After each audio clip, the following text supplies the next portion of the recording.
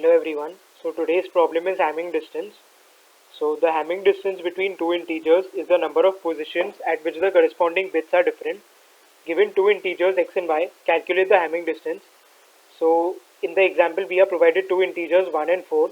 So first we remove the binary representation of both these numbers and then we compare how many bits are different between these two binary representations.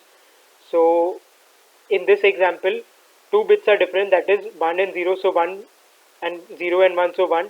So two bits are different, hence the Hamming distance in 2 is 2 in this case. So our Hamming output is something like 0, 1, 0, 1 because over here 0 and 0, so 0, 0 and 1, so 1, 0 and 0, so 0 again, and 1 and 0, so 1. So this is nothing but the XOR operation when we go to see.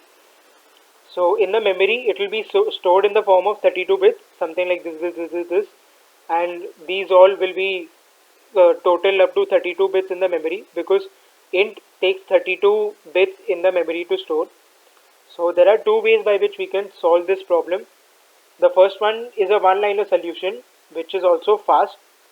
So in Java, we have an inbuilt method named integer.bitCount. So in the parenthesis I pass the XOR operation between x and y. So what this bit count method does is it counts the number of ones in the resultant XOR solution. So in this case the number of ones are 2. So hence it returns 2 and it provides 2 as the output. So hence this method is very easy and it is very fast. But in case if you don't remember an inbuilt method, you can also do it the other way around. Like first you'll compute the XOR operation and you'll store it in a variable named XOR XOR y, and we declare another variable named count. So this count will basically keep the count of the number of ones in the resultant XOR operation. Like in that previous we had the method bit count to maintain it, but now we have a variable count that will maintain the number of ones in the resultant answer. So we run a for loop till 32 y plus plus.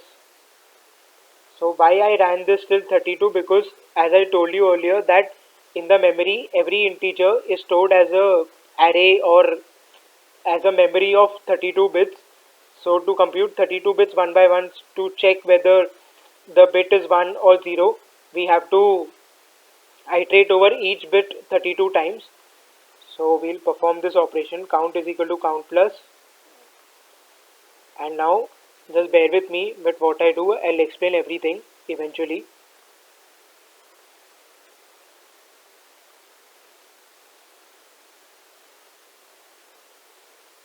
I'll just run this method and see what I did over here was, so basically what I did over here was that when we compare the bits one by one, so we perform the AND operation with 1 because 1 and 1 will return 1, 0 and 1 will return 0, 1 and operation 1 will return 1.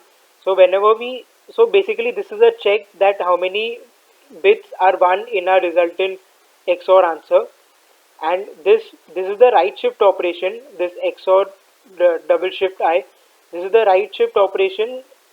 This ensures that we iterate over bits one by one 32 times. So this right shift is just for that purpose, and this AND 1 is used to check how many ones are there in the resultant answer. So this is it for today. I'll run this code once again and I'll submit it to, oh, I forgot to return count, my bad. See, the result is accepted.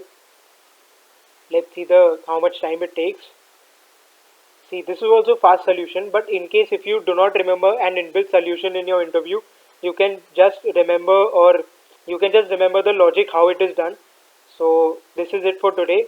Thank you everyone. If you like this video, please subscribe to my channel. I post LeetCode solutions daily. So thank you.